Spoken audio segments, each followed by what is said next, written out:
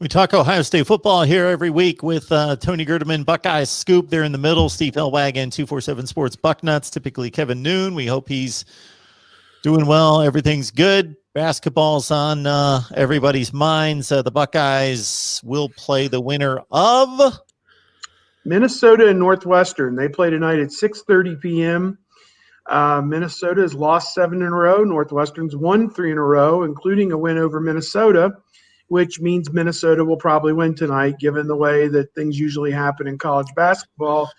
But anything can happen, and both these teams have already beaten Ohio State during the course of the year. So Ohio State doesn't have it easy, even though they're playing two teams with losing records, or the winner will still have a losing record. And then if they win, they get to play Purdue, a team that beat them twice during the regular season. So you're wondering, how does Ohio State have such a great seed if they lost all these games to these other teams? But they did actually beat some pretty good teams along the way until they fell apart at the end of the season. So can they put it back together starting tomorrow at 2 p.m. on Big Ten Network? Inquiring minds are wanting to know, so we'll see.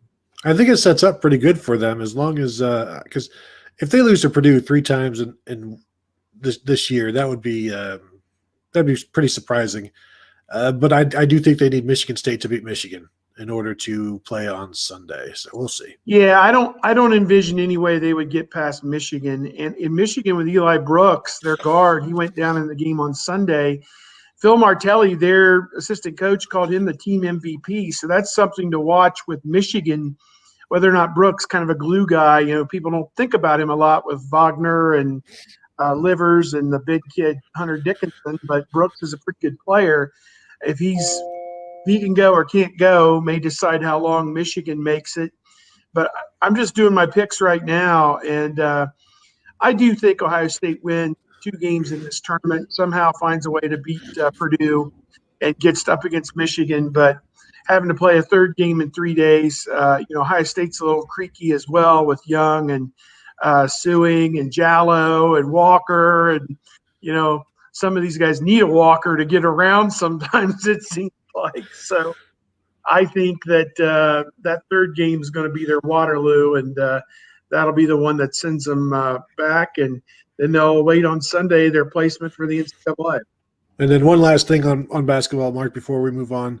Chris Holtman did say today Justin Sewing hasn't practiced this week, had a procedure done, and is getting back today. So that's just one other guy that has had some issues and health-wise. We know Kyle Young is always day-to-day, and so that's just another thing to worry about. I have my hotel is for 2 nights. I'm checking out on Saturday. And I think that's probably as long as Ohio State will be in the postseason, unless we'll have the bags packed and in the car. And when they if and when they lose, then we'll head east on 70.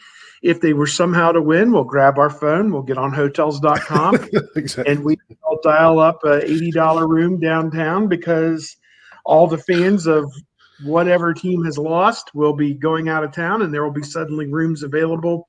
That's my history with the Big Ten tournament, is you don't need to book for an entire weekend or stay at the $220 a night media hotel, because rooms will come available as teams lose. I'm not so sure about rooms for the following week with the NCAA tournament, with them allowing fans at the 6 different venues and also having 68 teams at least to start the week in Indianapolis. I think you're going to be stuck on the outer belt for that one, because I think everything's going to be booked up solid. But at least for this one, I think you can find a place to stay. And, my famous story is back 11 years ago in 2010.